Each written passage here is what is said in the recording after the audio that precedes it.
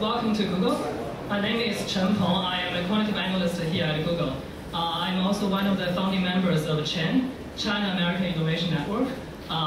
So CHIN is a non-profit organization founded by a group of passionate Silicon Valley professionals and entrepreneurs with the goal of building a cross-continent platform for innovation and entrepreneurship exchange between US and China. So far we have organized quite a few successful events in the Valley and also in China, covering a wide range of topics, including cloud computing, mobile application, clean tech. And today we're very honored to host this panel discussion on big data. As well know, data analysis and business analytics are getting more and more important and popular with the development of the internet and mobile technologies. And today I think it's fair to say every successful business treats data very seriously. So here at Google, for instance, data-driven decision-making is built into the core of the culture here. And I believe it's the same similar situation for the companies that our panelists are coming from. So I believe it can be very interesting and meaningful to discuss and explore the challenges and opportunities that enterprises face when they're dealing with data. And I hope that by the end of the event, you will find that we didn't waste your time. So let me introduce our moderator today, Mr. Andy Wynn. So Andy is a seasoned business executive who oversees an investment fund focusing on media and entertainment, information services, and mobile technology industries. He is currently the CEO of a Fuel Industry, a digital animation and game studio with operations in both Canada and the United States. Andy is also chairman of Roundtrees, a mobile technology platform company that provides services to the hospitality vertical. Previously, Andy's business experience has included being a partner in the Wall Street firm Canton Fitzgerald and CEO of Canton Entertainment, CEO of Nielsen Entertainment, head of business development, and other senior management positions at American Express and also Deloitte. Before I hand over to Andy, I do want to thank the CHIN members and volunteers that helped a lot with this event. Xi, Xiao, Yunhao, Jinping, Shijing, Philip, Shidong, Yatian. I can't get to all of the names, but yeah, so without their help, definitely this would not happen. I also want to thank the data visualization meetup, who helped a lot with this promotion of the event, and I believe a lot of you guys actually come from that meetup team. So all right, let's get started. Thank you all for coming this evening. What we're going to do is I'm going to ask each of the panel members to introduce themselves, a little bit about their background, their company, and what they do at their company. So Domingo, I'll start off with you. Hi, good evening. I'm Domingo. I've been in the Bay Area for a while now, typically in engineering teams in a variety of companies, both enterprise and consumer companies, as small as 2 people and as large as 9,000. In the last year and a half, I've been at the company called Sumo Logic. Sumo Logic is a startup company, and we are building a cloud-based log management analysis and analytics service. Any more volume here? Hello? Yeah. Can you hear me better now? Okay, I'll be a bit louder. So currently, I'm at the Sumo Logic. Sumo Logic is a startup company. We are around 35 people, and we build a cloud-based log management solution. So to give a little bit of background what this means, imagine that you run some IT infrastructure, some service, you run maybe LinkedIn or Netflix or companies like that. So when you write a program, this is mostly for the business people, when you write a program, all the servers write log files. Log file is a file that contains entries about what the program is doing. And these log files are intended typically for purpose of debugging, troubleshooting, information, or metrics. So what we do is we have a service that allows you to collect all the log files from a large variety of boxes, or could be hundreds of thousands of servers. And we collect those log files, send them to the cloud, to the Sumo Logic cloud, and in our cloud we do analysis of those log files to provide information back to the customer to tell them that something might be going wrong in the infrastructure, that maybe there is a security threat, or there are any other operational or troubleshooting issue that we need to deal with. So that's a high level what we do, and I'll talk more about it later. John? Hi, my name is Zhao Hui Chen. I'm currently a director in eBay search science team. So our team is mainly focusing on improving the quality of eBay search. So if you guys ever come to eBay, you want to find some product you want to buy, and if you cannot find me, you can shoot me an email and say why eBay search is so it's not performing what I'm looking for. So I've been with eBay for 1.5 years. Before that, I was with Taobao.com. So Taobao is often referred as eBay, eBay in China, but mainly I think the business model is quite different. So I'm actually their head of business intelligence team there in Taobao.com. So that's basically. Thanks, Simon. Hi, everyone. Thanks a lot for being here. My name is Simon. I work for LinkedIn for about 12.5 years. I work as a director at Business Analytics. And right now, our team support about 70% of the employee base within LinkedIn, including sales, marketing, product, and operations. And typically, my team will cover all the revenue lines, including hiring solutions, which is reporting business, and marketing solutions, and ads, the advertisements, and subscription business. And my team's goal is how to convert the big analytical pyramid into a football shape, and then from a football shape into a circle. That's our mission. So, and before that, I worked at eBay for about 3 years. Search improved a lot. Thank you. Sid. Hi everyone, I'm Sid Shah. I head the analytics efforts at Adobe in the what is formerly known as the Efficient Frontier division. Efficient Frontier was a startup that began in 2002 that was the first pioneer in using algorithmic predictive modeling and portfolio technology for online marketing. We initially began with search, and then we moved on to search, display, and social media. At the time of acquisition, which was earlier this year, we managed about $2 billion in ad spend every year on behalf of different advertisers, such as retailers like Crate & Barrel and others in travel and various other verticals. I had a team, a global team of analysts that is in charge of performance management of that ad spend to make sure that the platform that we have works in the best interest of the advertiser. Thanks, Sid. So, this evening's topic of big data, I think we should start first with trying to figure out how we define big data, and all of a sudden, why is big data such a big deal? I've been at American Express and I've been at Nielsen, so big data's been around for quite a while. So Zal, what do you think? Why is big data such a big deal now? Yeah, I guess so. You're with American Express, right? So American Express itself is a payment, or it's a credit system, right? So credit card company. I would say 3 dimensions add to this big data, hot topic. So one thing is, I'm not sure whether you guys know, for many of the enterprise data warehouse, they don't even have a dimension called customer or users. So, or maybe it's pretty small, like if I'm talking about the number of users, right, that's only probably in the number of 1,000, 10,000. But now with companies like Google, like Facebook, we are talking about hundreds of millions of users, or even billions of users now.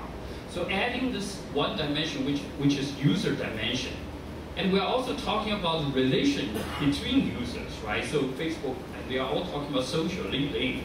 So if you talk about relation among these users, it's not going to be n times n, but it's definitely going to be something, maybe in the hundreds times n. So 100 times several hundred million.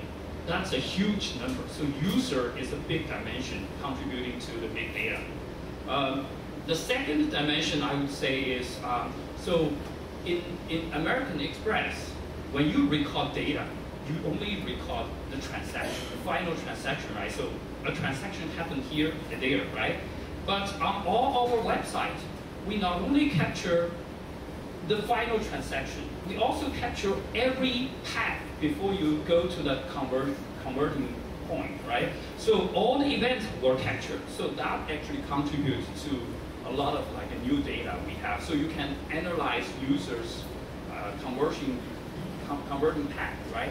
So another thing is I would say probably this multimedia data. So so previously it's only text, but now you have video and audio, right? So that will also make the data huge amount of data. So that's what I understand why suddenly all of a sudden big data becomes a important topic now. Yeah, from my perspective, one additional angle here, I think that makes a difference here. On one hand, yeah, it's much more data to deal with. So there's clearly an explosion of data. We have much better storage subsystems and unstructured data is just everywhere.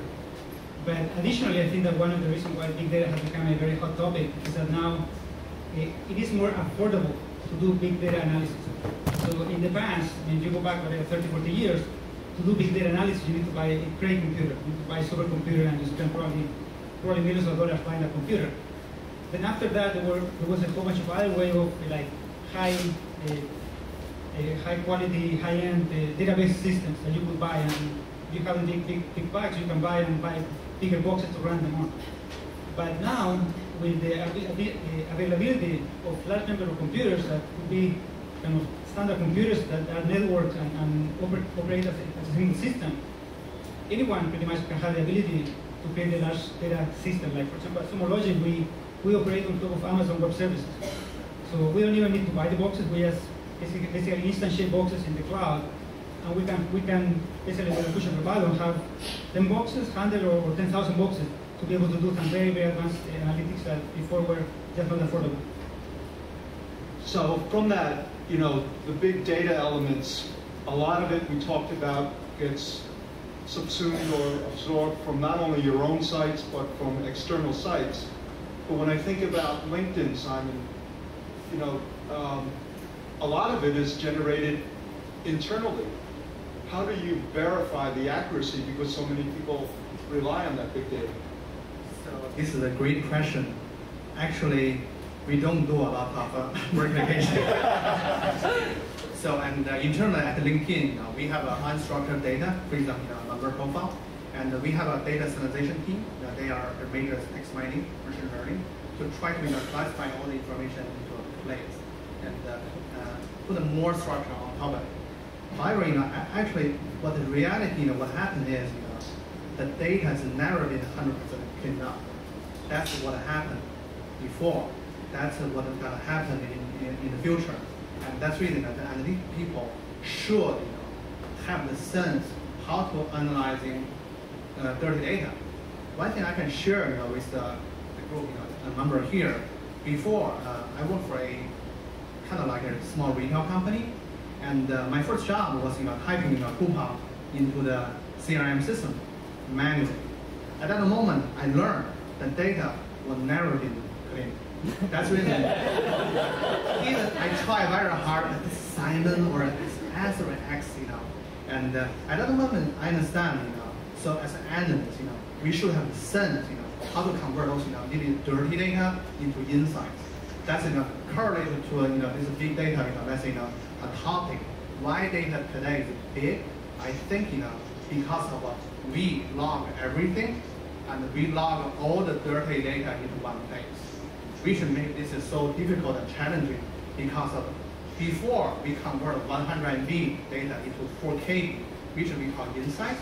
As of today, we need to convert 100 TB still into this 4 KB data set. That's how the challenge came from, and that's how our life become interesting.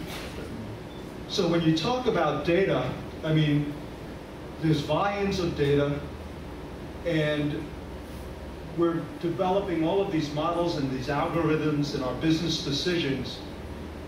Where does the weighting of the value of data, let alone the accuracy of the data, come into play? So Sid, when you look at what you do at Adobe, you're on the marketing side of things. The accuracy has got to be questioned in your business decisions. What kind of analysis, where does normative and historical data come into play? Yeah, actually, it totally is very important. Actually, all these things you mentioned, that the accuracy and the historical importance is vital to what we do. Because what we really do is, on the marketing side, is we look at hundreds of millions of ad units, sometimes for a single advertiser on a given day, and make a prediction what's going to happen tomorrow.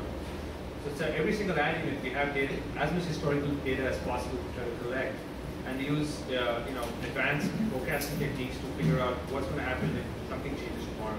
So the accuracy of that historical data is absolutely vital, and we have a whole system of checks and balances to make sure that, for example, if data doesn't come for 2 days, your forecast is going to be totally messed up, and you're talking real money here, right? And unlike the offline store where the store's open 9 to 5, an online world, you're always losing money, or always making money. You can't turn it off.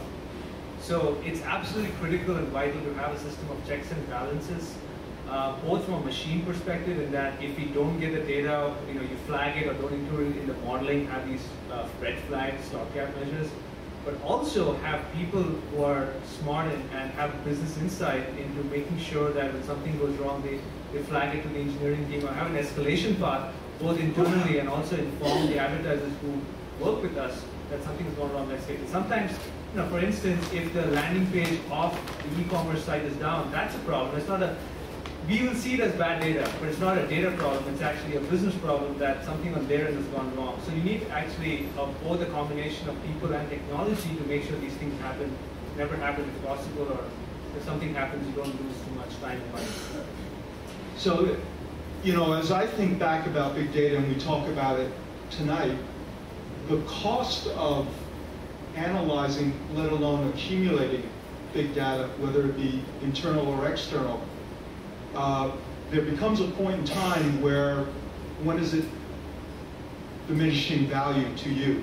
So when you look at things at Sumo Logic, obviously you're the beneficiary because you store it, but where does it come into play? Yeah. So in the Sumo Logic case, we are mostly a real-time process analysis system. So the way we operate the system and the way actually we charge our customers, we tell them how much data you want to send into our service and for how long you want to analyze it. You have these two axes. So typically for a company of a medium size, they generate tens or hundreds of gigabytes of log data a day. For a large company, like say Salesforce or something like that, it might be several terabytes of log data a day. So we tell them how much data you are going to send us in a day, and how long do you want to be able to go back to identify an issue that happened in your infrastructure. So we have essentially amount of data and retention. And based on those two axes, we allow the customer to define how much data they want to keep. Now there is also another kind of use case that is mostly for compliance. So sometimes for compliance, you must keep the log files, let's say, for 6 months. So that's kind of an add-on option that they can also have. But that, as I said, mostly we're real time. So usually, like if you keep the last week, the last 2 weeks, it's enough to be able to identify what went wrong in your system, so you can go and take an action. Zhao, at eBay, when does data become too old to analyze? When do you begin? What's accurate and what's not valuable?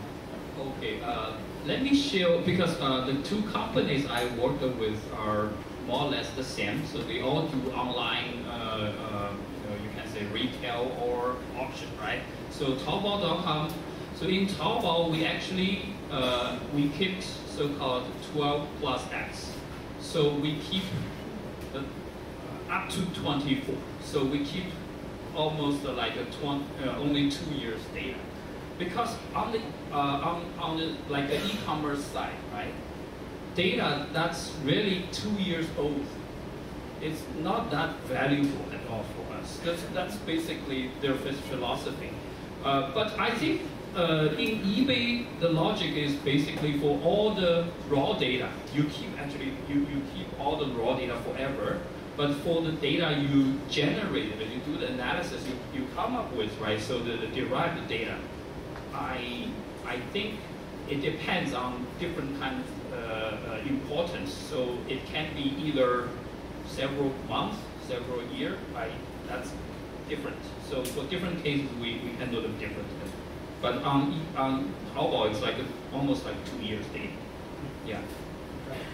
And Simon, with LinkedIn, you know, we're talking about analysis and applications here in the United States, but given LinkedIn's expansion in other parts of the world, do you use the same methodologies? There's obviously data may not be as clean, or how do you deal with that? Do you look at it with the same methodology? So, for globalization, internationalized, I think right now at LinkedIn, we are the revenue. Honestly, is most of it is US based, and for international languages, we have different algorithms. So, for example, when we build this, focus model for size of clients, we call size of price. We try to predict the deal size and using LinkedIn data to figure out how much, let's say, Google spend on LinkedIn every year. The data, the result we got is very close to what what Google spent actually with LinkedIn, and we have an international algorithm, to leverage slightly different across different languages, but as of now, I would say so this is purely based on language parsing, and fortunately at LinkedIn, most of the users are still English user, and make our life a lot easier. But for international language, we have a separate team to do that. And I like to highlight, on the data itself, sometimes the language doesn't, we can bypass the barrier. The reason I say this, connections, there's no language, block people connect to people. And a lot of time, we use connection data can build a phenomenal, value-based inventory for LinkedIn, which is that's what we did. For example, the LinkedIn map. I don't know if you guys have ever see that in mapping application, and people connect to people, and then doesn't matter what language they speak, and we use that data a lot. So that's some kind of social graph. Yeah, that's a social graph, and the graph is amazing. Actually, we only have one variable in that graph. It's who A connect to B, and then B connect to C. 2 columns. That's it. The graph, the result is amazingly and valuable because it's differentiated different groups, different user segments and different functions, which is we are leveraging a lot internally. So you only look too deep, but what the discussion in the social space today about influencers and virality, how does that play? Reimpression, still 2 columns, A and B. And that's part of our interview question. I LinkedIn secret sauce. Using a secret question answer, how do A connect to B and B connect to C? We don't, leverage any other data. Only by these 2 columns, we can find, the network of variety. For example, A connect to B, B connect to C, A dot line to C, right? This kind of triangle give us, a tremendous amount of power. Still, 2 columns, That's another thing, why big data today is big. Think about it before, let's say we have an eBay transaction data. I used to work there, huge volume. Let's assume, only Simon, have this kind of eBay transaction, let's say on LinkedIn. But Simon connect to, let's say, Jonathan and John simultaneously. Can we use Simon's transaction to predict what happened on Jonathan or John? I would say the chance is very high, to compare with people never connect with me.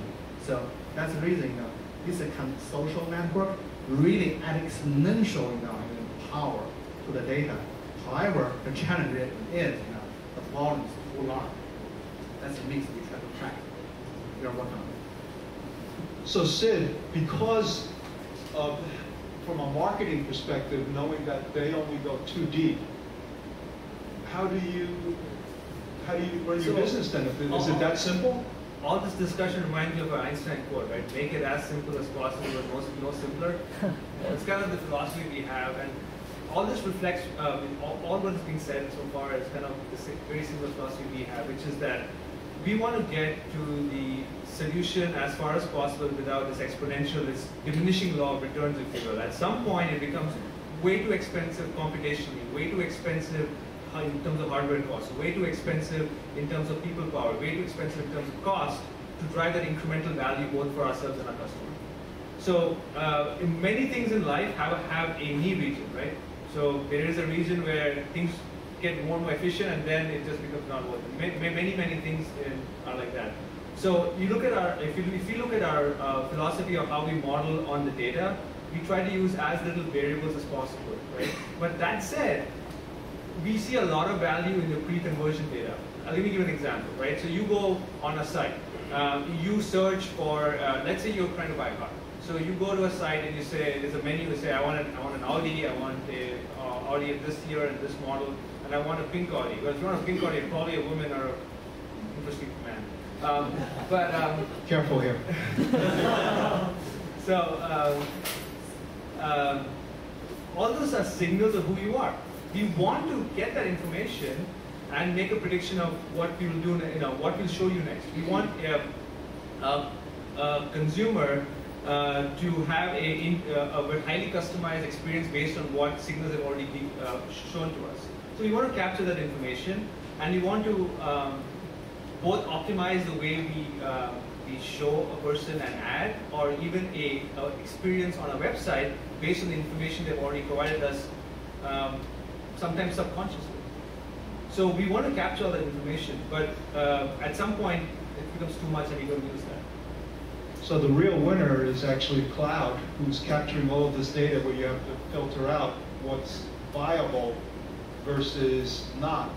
So the question that I pose is that so much data is captured, you have to warehouse it, you have to analyze it. At what point do you weight the data because certain attributes have more value than others? So when you think about, how much information you capture at eBay, when does it become, from a business intelligence, a competitive advantage? Are you constantly working on the data, or is there a product manager who says, okay, I can use your information? Where does it give you that advantage? Actually, here in eBay, our philosophy is, you come to eBay especially for search, right? So search is like a type of query. So that's some kind of a demand, right? So we want to understand the demand for this particular query. For example, a query, iPhone. Do people really mean the cell phone itself, or people are looking for iPhone accessories, right, like case or other things, right? So, so here in eBay, the philosophy is we try to understand for each of these queries what is the demand, so what our user really click on and buy, right? And now we have all this inventory here in eBay, so we want to match the supply, match the demand with our supply, right? So that's our philosophy. So, but when we try to process data to come up with, to understand the demand, right? So the demand actually has two levels. One is, collective. So for this particular query, most of the user actually, for example, iPhone, they were buying the cell phone itself, right?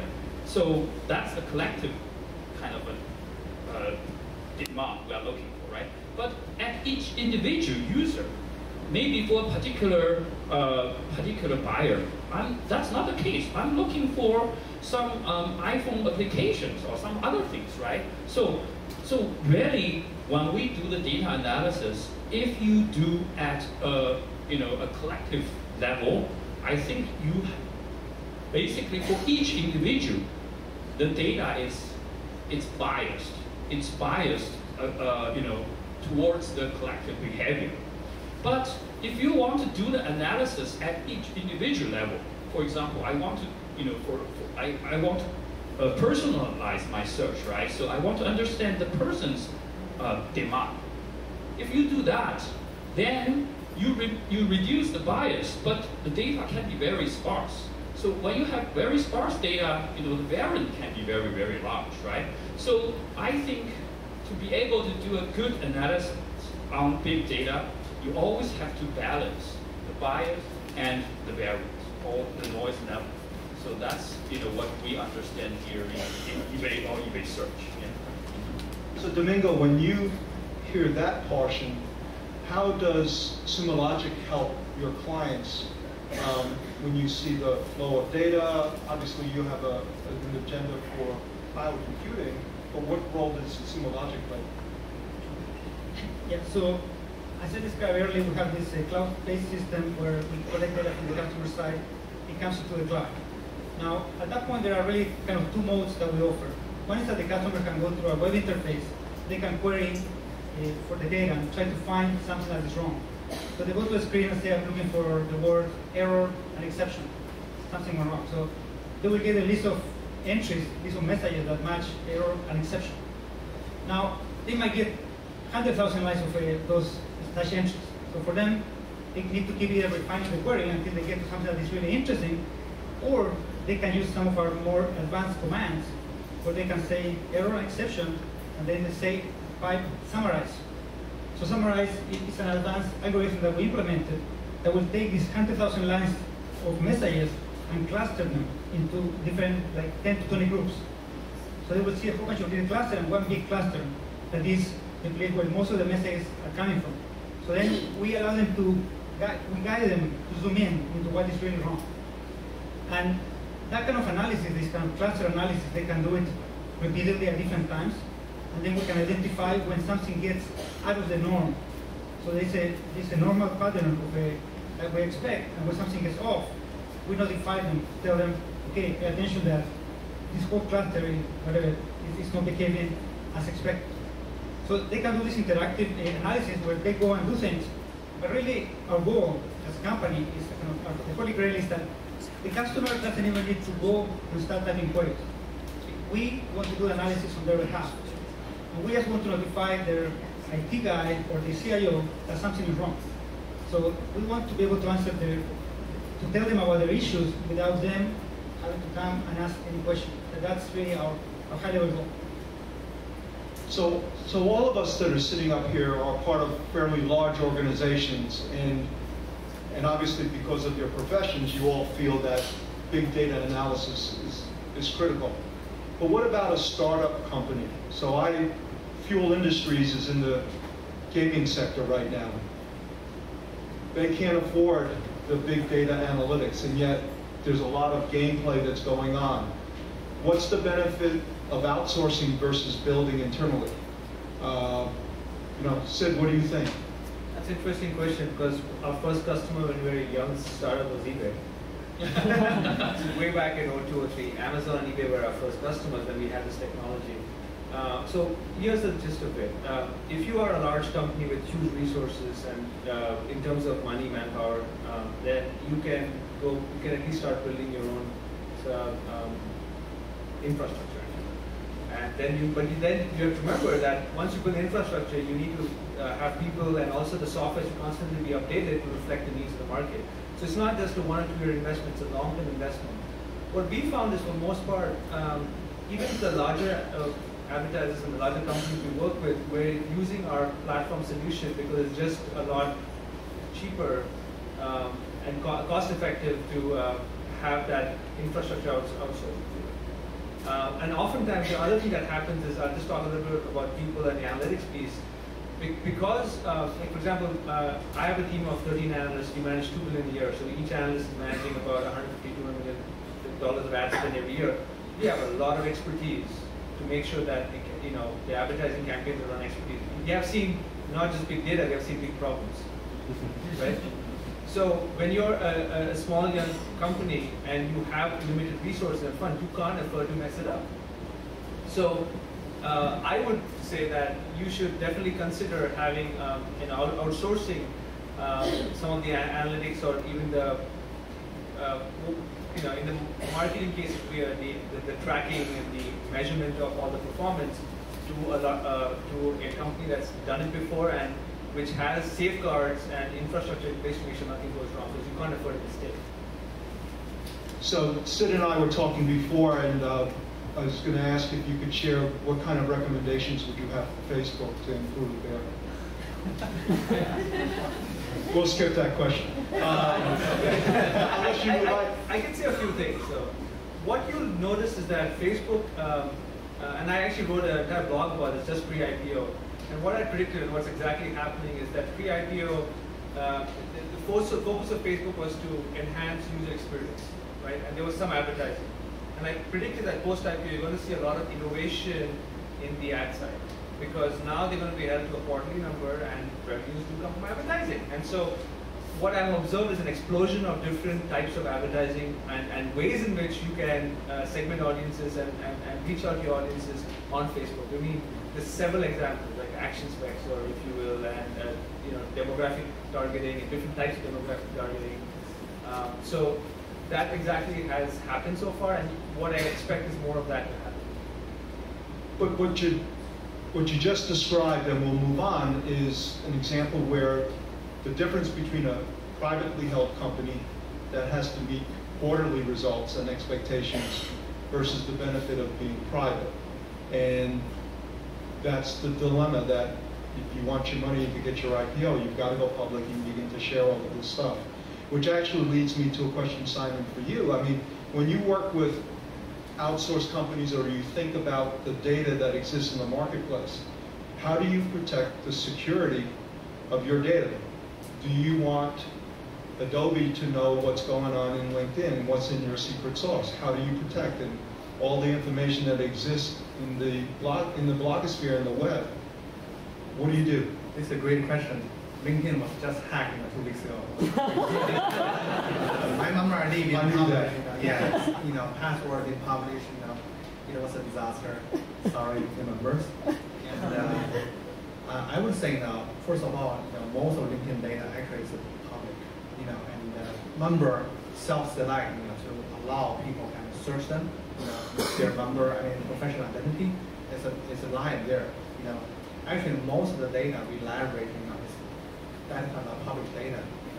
For example, right now we're using number profile to figure out how talent migrate from company to company to company, because the LinkedIn believe good people move to better company. So and the trend show us that. For the security part, I think also talk about outsourcing, third-party vendor run analytics for LinkedIn. I think I have some personal, feeling about the data, particularly for LinkedIn. Data is the core asset of the LinkedIn. It's the core value, and the core is gold mine for LinkedIn. At a certain level, I would say for LinkedIn, we would rather to keep everything in-house, so we can analyze the different data sources and then come out with story without going out to find vendors. Actually, a lot of vendors try very hard to convince LinkedIn to buy their technology, leverage their resource, and there's a lot of benefit over there. So, but at the core LinkedIn business model, number create a lot of engagement. Engagement then create a massive amount of data. Data drive monetization opportunity. So how to link this three dots into one place, and that's my team's job, and also our all analytics job. So I would say keep the data in, and internally we have Hadoop, Teradata, different system. You would not imagine how many security layer built on top of this system, which at a certain level even create inefficiency. My personal point of view, but I think it's very necessary. Number first, always LinkedIn's on the side. Yeah. Simon, given the amount of data in your role, how does the business intelligence group, your group, interface with a product development team? Are you guys proactive? Are you reactive? And by the way, how are you motivated financially? Financially, and I would say at the LinkedIn, we have one side is LinkedIn first, team second, number last. So, and whenever we work with our partners, product team, engineer team, data team, sales team, marketing team, we always leverage this type of mindset. I think we are really partner with them. So that's the reason they are our friends. They are our client, but also we are simultaneously on LinkedIn business together. So that's make things happening a lot easier. Sorry, what is the second? LinkedIn first, team second, and me last. So that's the mindset how we treat other team. But you said member last. right? Well, even me, I mean, internal employee. Number first. That's always Okay, yeah. Do you have a different model? How do you think about where's your motivation, other than obviously the personal goal, but where do you interact from a product development perspective? Are you leading? Are you partners? How does that work there? Oh, actually, in search science, we basically we do data analysis ourselves. We try to get the data ourselves. You know, we do have Teradata and Hadoop deployed in eBay, and then we mine this data and we come up with models. So we integrate data mining into our development. So I don't see a very like a discontinuity here in our team. But I really would like to comment a little bit about outsource and or in-house development.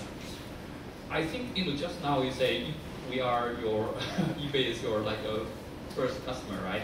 So eBay does outsource a lot of us services to other vendors, but the key data, I think eBay is still keeping everything inside their data warehouse. So we certainly can give out something to third party like vendors, but the data which has key competence of eBay, we still keep it in our data warehouse, and we have some kind of a security level, so not everybody in the company can have access to the data. Yeah. So in my past experience, I was also at Nielsen, which obviously you all are familiar with on the television rating side. But the data sources that we had internally came from the television viewership.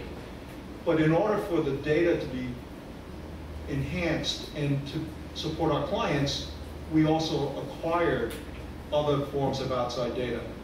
Do you find in today's climate, and I'll turn to you, Domingo, right now, how much data can you acquire, or how much data can you amass with your own tools versus when is it worth going out to acquire information and data?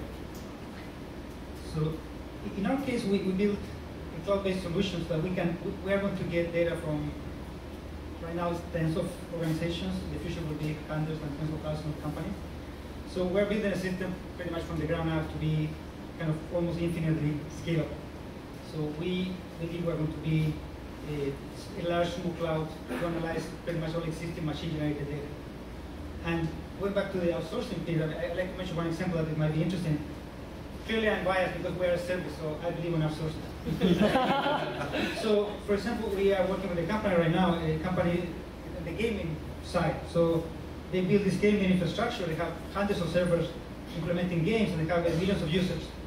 And all these servers are generating log files. Now, in their case, they wanted to understand what is happening with those games. Which parts of the game people are using, which part they are not using, and all of that. So they have the option of going and building their own data analysis solution and charts and dashboards and all that. Or they just allow us to install a data collector on their infrastructure. So we suck all the data into our system, and then they come to our system, and then through dashboards, they can see exactly what's happening with all of their games. So we do the kind of the smart analysis and the visualization for them, and they don't have to do anything, and they get great value. But different customer actually have different kind of a business, different data, right? So how come you can, do you need to do development to show this on your, like a dashboard? No. Like for a new development, the new customer. Sure. So we can ingest any kind of unstructured data. So essentially anything that looks like a timestamp plus some text, we ingest it. And then based on that, you can write queries and you can write parsers to extract different values of that information and then do different mathematical analysis and analytics and all that. So there are some log files that are standard. So you have a firewall, you have an Apache server, you have an application server, all those are like standard. Then for the application side, we allow you to still ingest that data and give you pretty much a query language to allow you to work with that, even though it's your specific application. So Domingo, you mentioned a lot of the data that you gather on the gaming side. Zynga has made it clear that their business model actually, while they're in the gaming industry, they're very much analytics driven, and so they built their own in-house team. How does the data that they amass in the business intelligence that they have differ from what you see in your business? Yeah, I think it depends on the company size and the company focus. Like the gaming company I was referring was like startup company. They really want to spend 100% of their kind of IQ into developing better games. Zynga is a much larger company, so they can probably afford having that in-house. Now, what we have found is that probably at least 50% of the companies, they have their own implementation. So usually they have somebody in IT that just put together some Hadoop cluster and send some data and start doing stuff. And they can get to the prototype stage very, very easily. And sometimes they stay with that. But really to get to a point where you have something that is highly scalable, production quality, kind of 99.99 uptime, it really takes a long time. So I'm going to change the conversation or shift it just a little bit. All of you are executives in the business intelligence space, big data. When you look to hire new employees, analysts, etc., what do you think about what's coming in, what's in the marketplace today? Coming out of school, is the educational system focused appropriately? I guess I'll start with Simon. Hiring.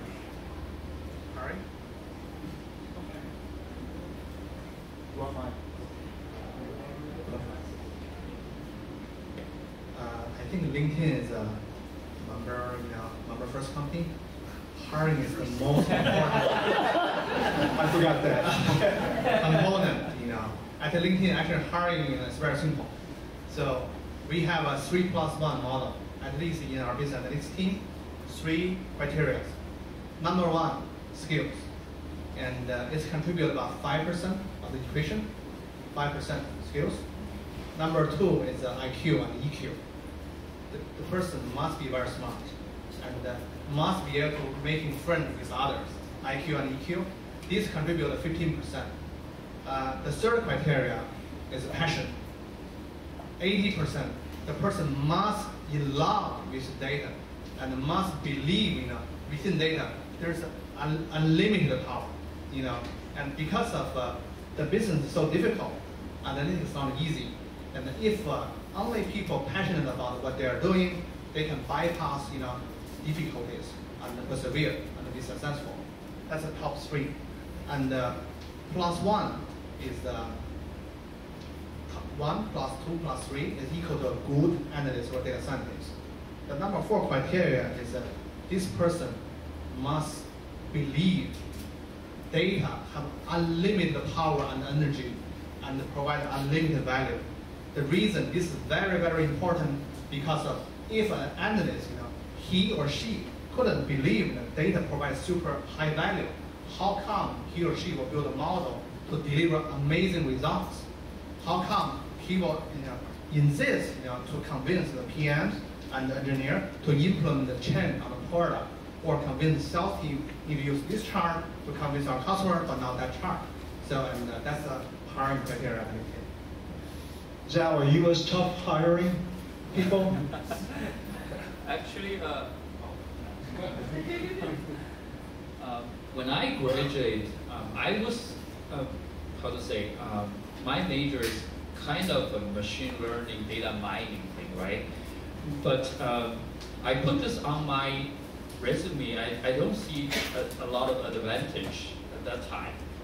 But now, when I look at resumes, almost everybody says they had some, let's say graduate courses in machine learning, data mining. So I just want to share one thing. I recently come back from this international conference of machine learning.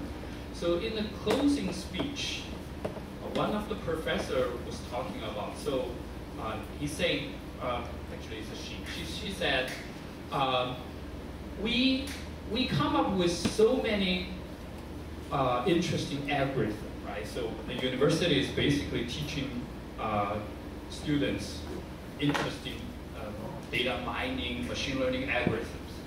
But they work on some data set published somewhere, right? So they said when they first collect the data has some kind of meaning, right? So you collect it for some real world problem.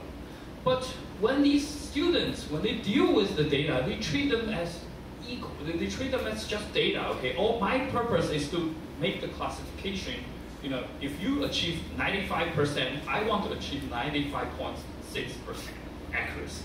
So at the end, you know, I think most of our new graduates in universities, they know how to do data mining in some technology. You know, they know the technology, but I think they lose the, you know, why I want to do data mining.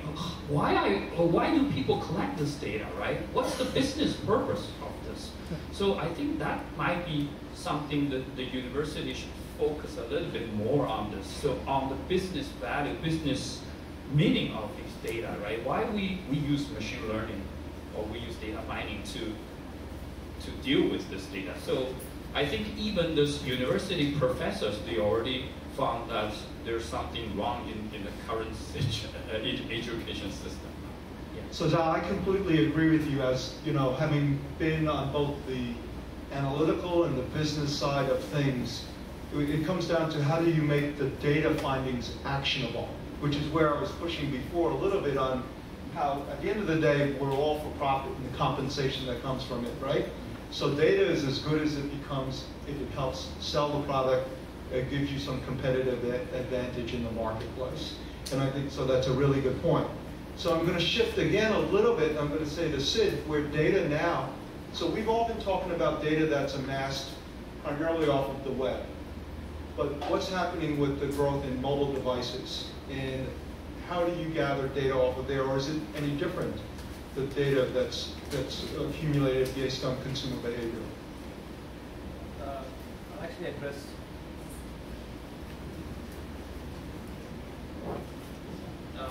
address a broader question as to a bigger trend that we're seeing. We look at mobile data, and I'm looking purely from the advertising data that we collect.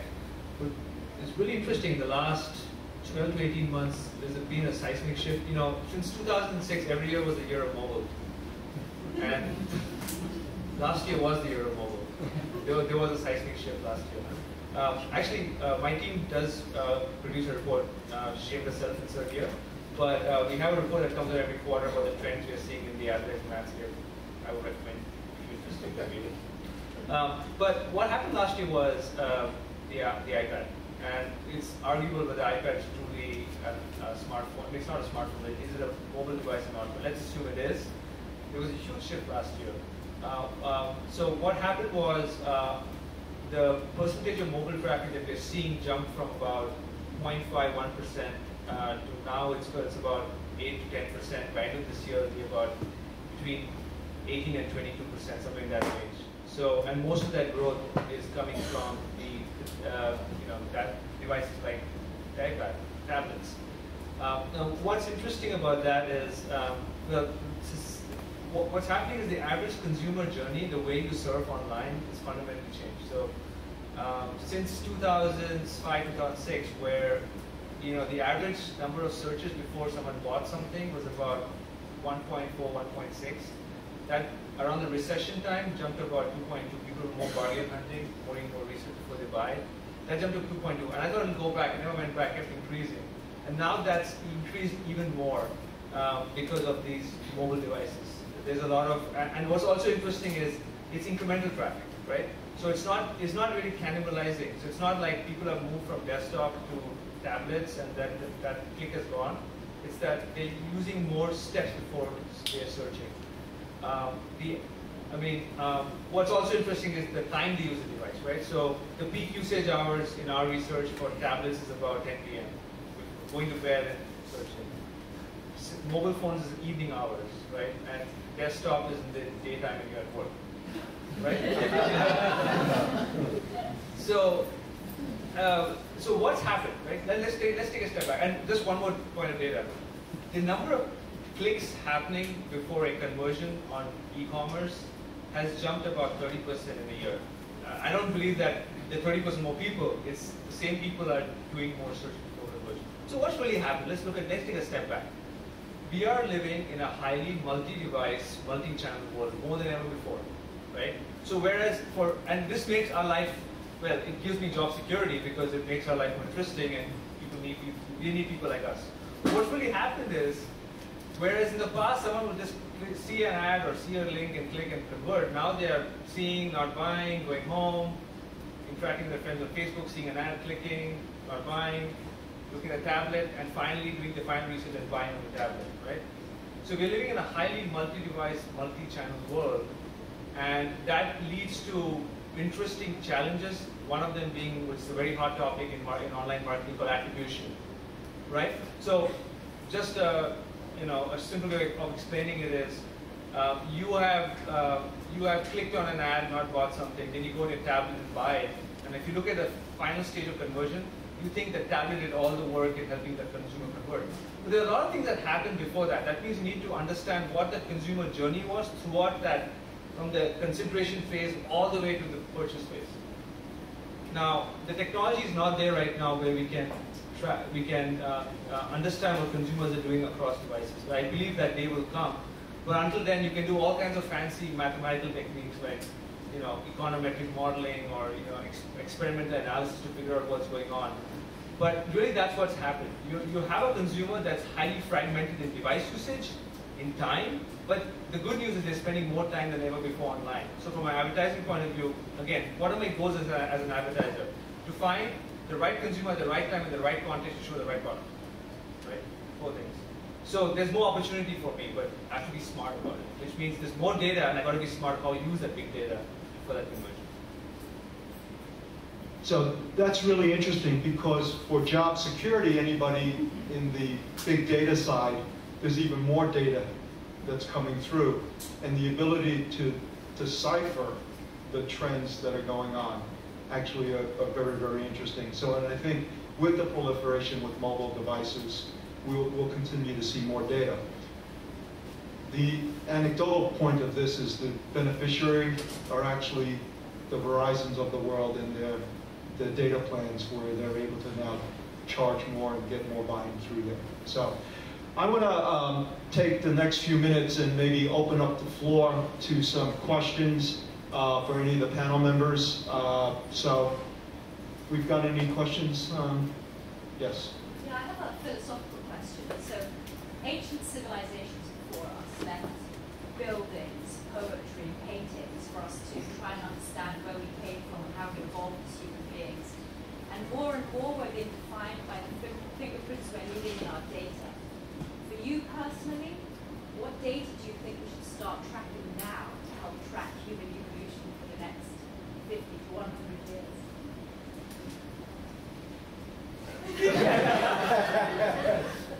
You repeat the question? Did someone do that? What data do you believe is going to be important for us to collect on human beings to track our evolution over the next 50 to 100 years?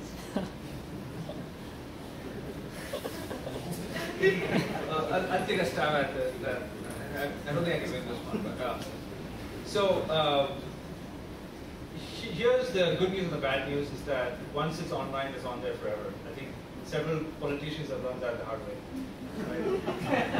and I think actually it raises this goes in many directions. One is that I think all of us at some point will have to be cognizant of what we do online. For example, what we do on social media and how we communicate is oftentimes public. There was a recent case on Twitter being part of the New York Post right now. There's someone deleted the messages, but now it's being subpoenaed, right? So all these things become very important. That's a different conversation. Like I said, there's good news and bad news. The good news is that all this data is probably going to be there for a very long time. So if anyone wants to do any research in a certain aspect of human evolution, be it the evolution of mathematics, be it the use of multimedia or photography, at some point in the future, the data is all going to be there in the cloud. So I don't see huge issues in terms of the paucity of data that we'll have to do the analysis, but I do see a lot of conversation around what we would like for it to be stored and what not to be stored. Let me add a little bit. So I think to be able to do that, to understand what happened in our generation, right? I hope every company, when they collect data, they don't destroy it so that we can leave all this data for the future generation to do the analysis, to understand what is the behavior pattern. I guess maybe, I don't know how many years later, people may look at, all of a sudden, people start to use cell phone, right? All of a sudden, people start to use something called iPad or something like that. Then they understand why people the evolution path is like that. So I guess I don't know the answer, but I would rather keep all the data now. Yeah. Yes. Do you have any comments about There's a mic right there. use of visualizations in analytics and business analytics, and as part of an iterative process, and the benefits and also maybe the downfalls of using visualizations and tools to help make sense of all these vast influx?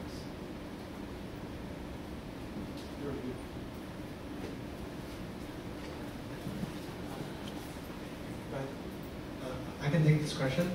At the LinkedIn visualization, we consider as a painting of our artist, and that's reason we don't believe just data science.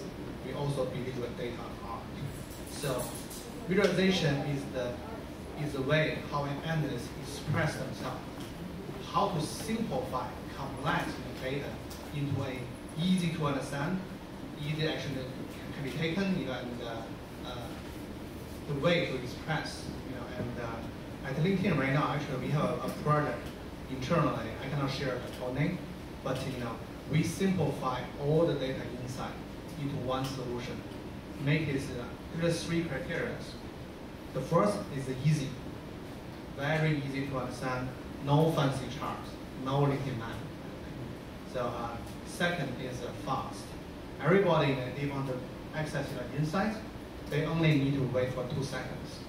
Actually, what happens is within 1 second. And the third is scalable. Everybody, every day, they should access those insights and then quickly help them to make decisions.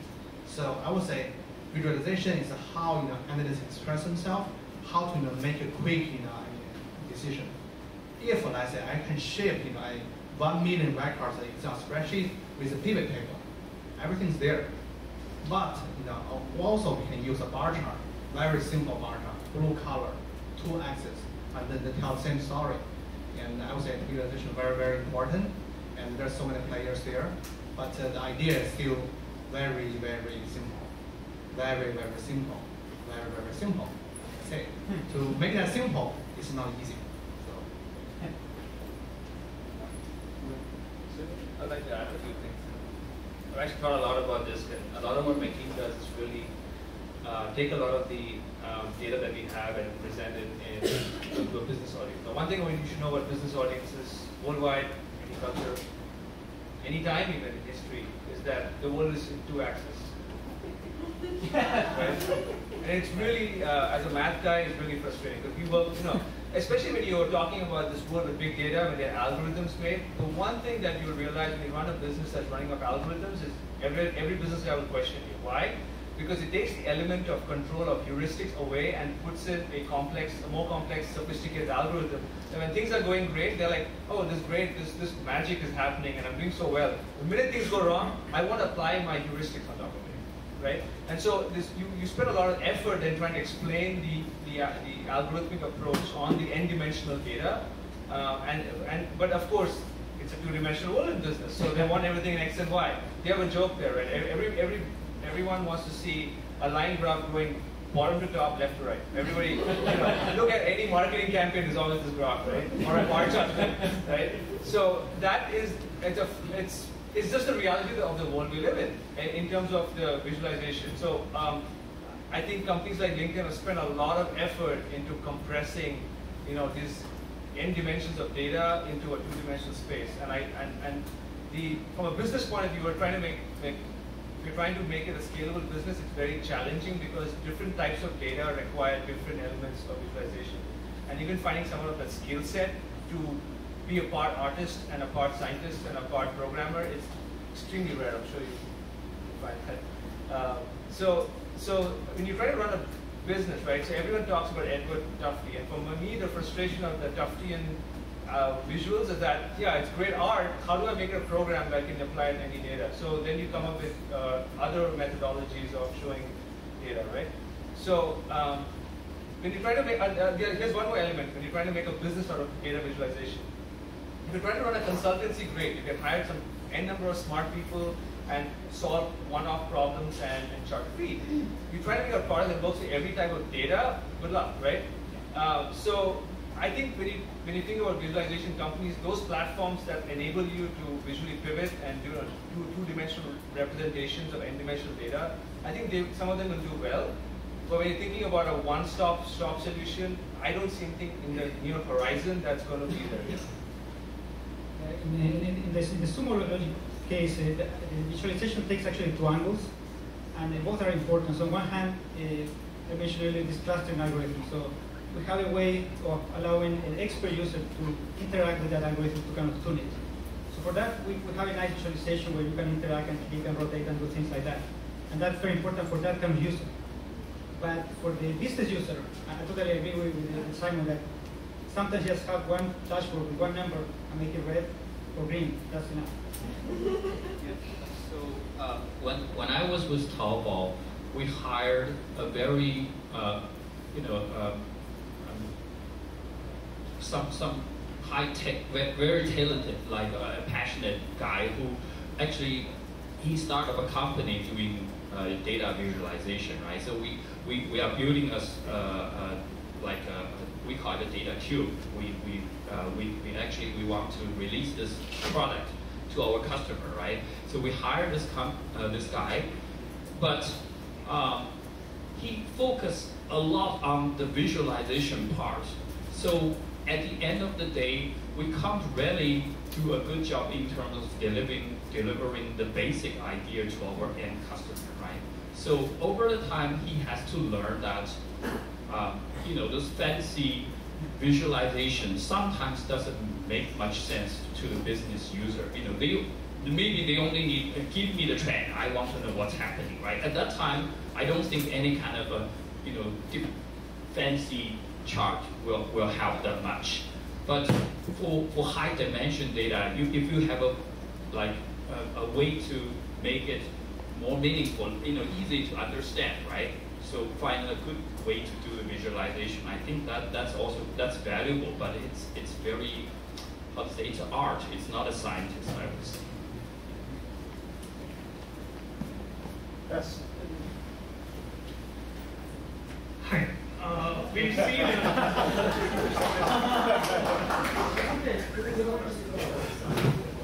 Hi. We've seen a lot of development in the infrastructure for big data, gather it, capture it. But we haven't, at least in my opinion, seen a lot of evolution of developer tools to work with part of this data, to analyze part of it before productizing their algorithm or whatever. How do you guys do it, and do you see some evolution in that space?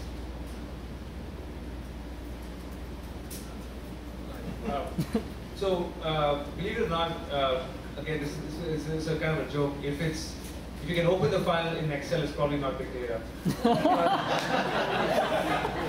But you'd be surprised how much Excel we use. We use a lot of Excel for tens of thousands of rows. But after that, we use things like R and packages like Stata and R, Python libraries for the larger data sets. I do agree with you. Again, I'm speaking from a business point of view. There is a gap, and there's a young entrepreneur here who wants to start a company that trying to address that gap between making it easy for a business person to use some of these advanced mathematical stat techniques like clustering algorithms in an easy to use way. I mean, the field is still open. There's nothing satisfactory out there even now. So either either you're an Excel person with small sets of data, or you have to know how to do some scripting or programming to come up with some meaningful results. There is a gap there, right?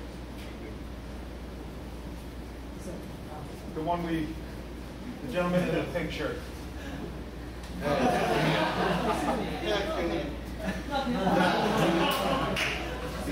Just pass it on, next.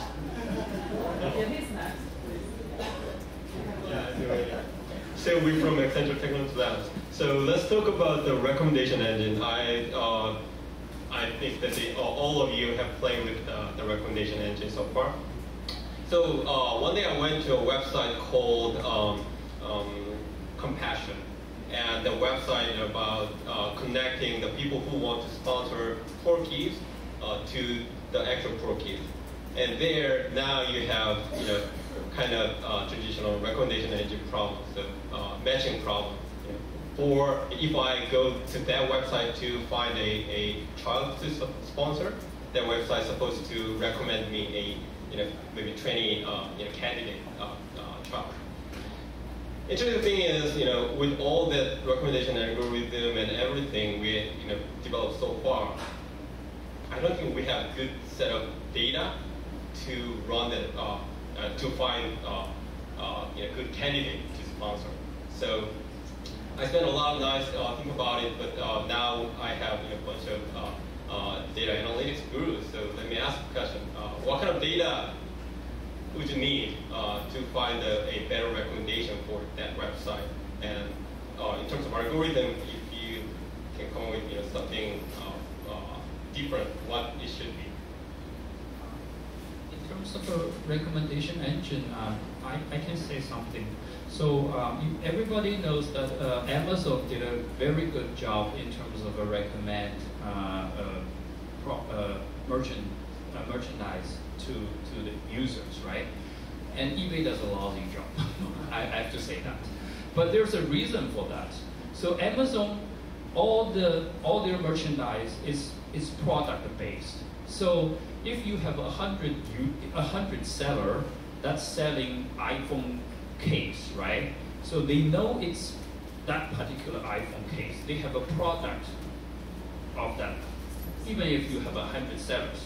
But on eBay, we have 100 sellers, but every seller has a unique item, right? So we don't know they are actually from one particular product, right?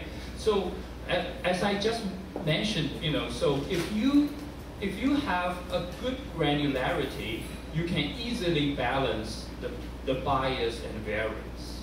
So if that is great, like I think if you really want to do a good recommendation, you have to have the right granularity of data.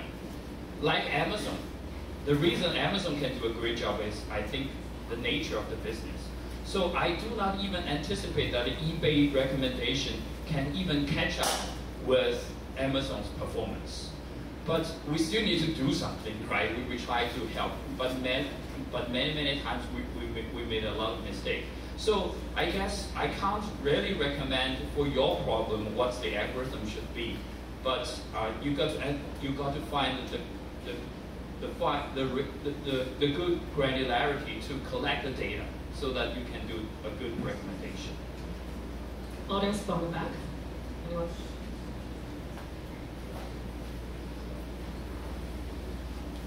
Just kind of a random question. This all seems to be targeted at either big businesses or people with lots of money. How do you see big data coming to the consumer in the next decade? So, let me take this question. I think data for big business is just a reflect of the data for consumer. For example, at LinkedIn, if there's no number information, if no number using LinkedIn, LinkedIn is meaning nothing. So, and as of now, I can clearly see even when LinkedIn starting let's say monetize the data from the corp's perspective, but actually what happened is LinkedIn power LinkedIn members be more successful. For example, when I was working at eBay at that moment, LinkedIn contacted me, right? Via LinkedIn. At that moment, I was not a believer about LinkedIn as a great company. So, however, this opened a gate for me to finally join LinkedIn which I think right now I learned so much, and this is actually making me very successful. And also for consumer side, I can clearly see, for example, leveraging LinkedIn data today, we can help people to find a great manager, and we can help members to find a great company to work for. So the reason I say this, there's some survey in done within LinkedIn. They found out that lifetime, one person only have 15% of chance can find a great company and a great team to work for. 15% of chance means once upon a time, or just the lifetime, most people only have one time of chance and join a great company, which is where LinkedIn can add a lot of value. That's I'm a big believer. If the company or any company, any business, if they don't create value for their customers or members, they mean nothing. They will run out of business as soon as they can. So. Just on a side note, if you have, I just read a very interesting article, and I think this is perfect to your question. There's a guy named Larry Smart, S-M-A-R-R, you can look him up online. There's an article written on The Atlantic about him, very interesting article, where what he's done is he realized, so he's a supercomputer guy, astrophysicist, former professor, and he was working with big data 30, 40 years ago on supercomputers. And what he realized is that his body is a living ecosystem, and if he can take measurements almost real time and collect that data, he can crunch the data and tell how his body is doing. So one of the remarkable things is he's found that he's got this disease, about this one, like years ahead of any diagnostic tool that any doctor had. And because some of the measurements that his body was making was not in tune, and the doctor said it's fine. And then he scanned his entire body, all images of the entire forearm, and he found some inflammation. So his vision, it might be true, in the next 10 years is that consumers will have real-time measurements of their body being taken and algorithms processing and seeing what's happening in the body and coming up with predictions of what could happen in the body in the future. So that could be one big application of big data.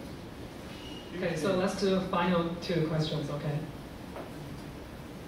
Hey, I work in the online marketing industry, so we obviously have a lot of data. And it's great because it's proprietary data, so we look at it, we do all of our analytics, and then we derive insights from that. But a lot of times we take those insights and we end up putting it in a form that everybody else can see. So even though the data is private, the insights that we gather from it and the implementation is transparent to everybody else, and then it can sometimes be easily copied. So, I don't know, what do you guys do to, when looking at your data, to take those insights and then kind of twist it and make it such that it's something that can't be easily replicated by the competition? Yeah, we do a lot of those industry reports, so I'm very well aware of those issues.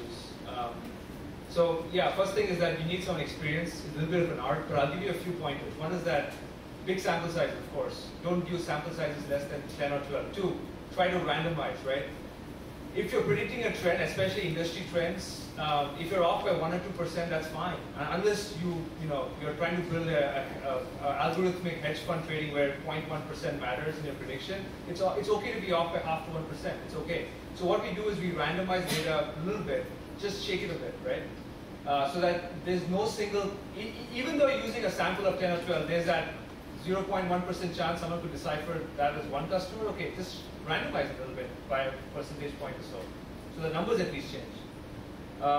Third is that, don't go, like I said, don't go for a sample smaller than 10 or 12 so that someone realizes, this is, the third one is outliers. So if you have a sample of 10 and 90% of that total value is represented by one customer or one advertiser, don't include them. But first of all, outliers is still an issue in terms of prediction of trends.